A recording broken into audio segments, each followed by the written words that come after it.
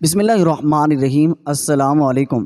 پاکستان کے وہ واحد صدر جس نے کعبہ شریف میں نماز کی امامت کروائی، جنرل ضیاء الحق پاکستان کے وہ واحد سربراہ مملکت تھے جنہوں نے صدر مملکت کے عہدے پر فائز رہنے کے باوجود کوئی شخصی مفاد حاصل نہیں کیا۔ انہوں نے اسلام آباد میں جو مکان بنوایا تھا وہ بھی بینک سے قرض لے کر بنوایا اور قرض کی قسطیں اپنی تنخواہ سے کٹواتے رہے، اور نہ ہی ان کا کوئی بینک بیلنس تھا۔ جنرل ضیاء الحق کو خانہ کعبہ میں امامت کروانے کا اعزاز اس وقت حاصل ہوا جب عین نماز کے وقت امام کعبہ امامت کے مصلی سے یہ کہتے ہوئے ہٹ گئے، مسلمانوں کے امام تو جنرل صاحب آپ ہیں، آپ امامت کروائیں۔ پھر جب انہوں نے نماز میں قرآن پاک کی تلاوت شروع کی تو آنکھوں سے آنسو کی جھڑیاں اور ہچکیاں بند گئی۔ جنرل صاحب خود بھی روئے اور ان کے اقدام میں نماز پڑھنے والوں پر بھی رقت طاری ہو گئی۔ پھر ایک مرتبہ آپ مسجد نبوی میں روزہ رسول اللہ صلی اللہ علیہ وسلم پر حاضر ہوئے تو گورنر مدینہ نے آپ سے درخواست کی اگر روزہ رسول اللہ صلی اللہ علیہ وسلم کے اندر جانے کے لیے انہیں بلاوا آئے تو وہ انہیں بھی ساتھ اندر لے جائیں۔ جنرل صاحب نے کہا آپ تو مدینہ کے گورنر ہیں، آپ جب چاہیں روزے رسول میں جا سکتے ہیں۔ گورنر مدینہ نے کہا نہیں، ایسا نہیں ہے، بلکہ وہی شخص روزے مبارک کے اندر جا سکتا ہے جس کو خود نبی کریم صلی اللہ علیہ وسلم بلاتے ہیں۔ چنانچہ بلاوا آنے پر روزے مبارک کا دروازہ کھول دیا گیا اور جنرل صاحب گورنر مدینہ اور رفقا کے ساتھ روزہ مبارک کے اندر گئے اور اتنا روئے ہچکی بند گئے۔ امت مسلمہ اور پاکستان کے لیے دعا کر کے جب جنرل ضیاء الحق روزہ مبارک سے باہر نکلنے لگے تو روزہ اطہر کے دروازے کے چابی برداروں نے جنرل صاحب کا بازو پکڑ لیا اور ان سے کہا دوبارہ حضور صلی اللہ علیہ وسلم کے روزہ مبارک کے اندر جائیے اور سلام عرض کریں۔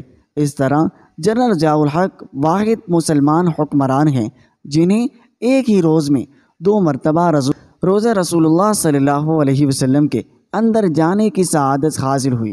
یہی نہیں، 2 مرتبہ نبی کریم صلی اللہ علیہ وسلم کا پیغام جنرل ضیاء الحق کو پہنچایا گیا۔ ایک مرتبہ مولانا فقیر محمد جو ولی کامل کے مرتبے پر فائز ہیں، مدینہ شریف میں روزہ مبارک پر مراقبہ ہوئے۔ حضور صلی اللہ علیہ وسلم نے ارشاد فرمایا جنرل ضیاء الحق کو میرا سلام پہنچا دو اور ان سے یہ بھی کہہ دو اسلامی نظام کے نفاذ میں دیر نہ کریں۔ پاکستان واپسی پر یہ پیغام مولانا فقیر محمد نے جب جنرل ضیاء الحق کو پہنچایا تو جنرل صاحب کی آنکھوں سے آنسوں کی جھڑیاں لگی رہی۔ یہی وجہ ہے کہ وہ نفاذ اسلام کے لیے بہت جلدی میں تھے۔ یہ واقعہ جنرل محمد ضیاء الحق کی شہادت سے 8 ماہ پہلے کا ہے۔ دنیا میں کوئی شخص ایسا نہیں جس کے سب حمایتی ہوں اور مخالف کوئی نہ ہو۔ جنرل محمد ضیاء الحق کا شمار بھی ایسے ہی انسانوں میں ہوتا ہے، لیکن انہوں نے اپنے 11 سالہ دور حکومت میں پاکستان اور دنیا کی تاریخ پر ایسے خوشگوار اثرات مرتب کیے ہیں جن کا ذکر کیے بغیر پاکستانی تاریخ مکمل نہیں ہو سکتی۔ ناقدین کے حال میں وہ ایک فوجی امر تھے۔ انہوں نے جمہوری حکومت کا تختہ الٹا کر اقتدار سنبھالا تھا، لیکن تاریخ اس بات کی شاہد ہے جس بھٹو دور کو جمہوری قرار دیا جاتا ہے وہ پاکستانی تاریخ کا سب سے بڑا آمرانہ دور تھا۔ بھٹو صاحب روٹی کپڑا مکان کا نعرہ لگا کر پاکستانی عوام کو خوب بیوقوف بنایا۔ وہ اختلاف کو ہرگز پسند نہیں کرتے تھے۔ اختلاف کرنے والے کا تعلق ان کی اپنی پارٹی ہو یا دیگر سیاسی جماعتوں سے وہ ان کی زبان گدی سے کھینچ لینے سے بھی دیر نہیں کرتے تھے۔ دلائی کیمپ، شاہی قلعے کی عقوبت خانے، CIA کی اذیت خانوں میں علماء کرام اور مخالف سیاست دانوں پر اذیت ناک مظالم کے پہاڑ توڑے گئے۔ اسے دیکھ کر بھٹو دور کو جمہوری کہنا میری نظر میں سب سے بڑا گناہ ہے۔ بھٹو سب سے بڑا امر، ظالم اور غاصب انسان تھا۔ وہ تاریخ میں اس کا یہ کردار کبھی تبدیل نہیں کیا جا سکتا۔ جنرل ضیاء الحق کو اپنے 11 سالہ دور میں بے پناہ قومی اور بین الاقوامی مسائل اور تنازعات کا سامنا کرنا پڑا۔ سب سے پہلے تو سوویت یونین جو دنیا کی دوسری بڑی سپر پاور تھی، اس نے لاکھوں کی تعداد میں جدید ترین اسلحے لیس اپنی فوجیں داخل کر کے افغانستان پر قبضہ کر لیا۔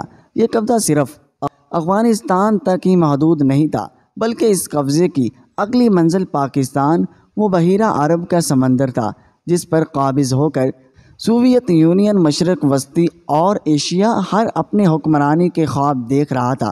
اس کے باوجود جنرل محمد ضیاء الحق سوویت یونین کے مقابلے میں بہت چھوٹے ملک پاکستان کے صدر تھے، اور پاکستان اس وقت اندرونی خلفشار کے علاوہ عسکری اعتبار سے بھی قابل ذکر ملک تصور نہیں کیا جاتا تھا، کیونکہ 1971 میں بھارت نے سوویت یونین اور امریکی شیر باز سے پاکستان کو 2 لخت کر کے اور 90,000 فوجیوں کو بھارتی جیلوں میں قید کر کے ذہنی طور پر پاکستان کو مفلوج کر دیا تھا۔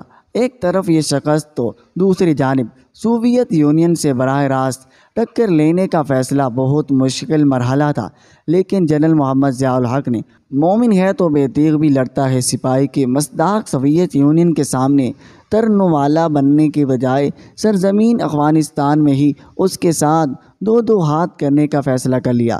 یہ فیصلہ اس قدر مشکل اور دشوار تھا، بڑے بڑوں کے پتے پانی ہو چکے تھے، لیکن طارق بن زیاد اور سلطان صلاح الدین ایوبی جیسے غیور مسلمان سپہ سالاروں کے نقش قدم پر چلتے ہوئے جنرل محمد ضیاء الحق نے 8 سال میں سوویت یونین کو شکست فاش دے کر ثابت کر دیا۔ اگر اللہ کی تائید و حمایت شامل حال ہو اور ایمان بھی پختہ ہو تو دنیا کی کوئی طاقت شکست نہیں دے سکتی۔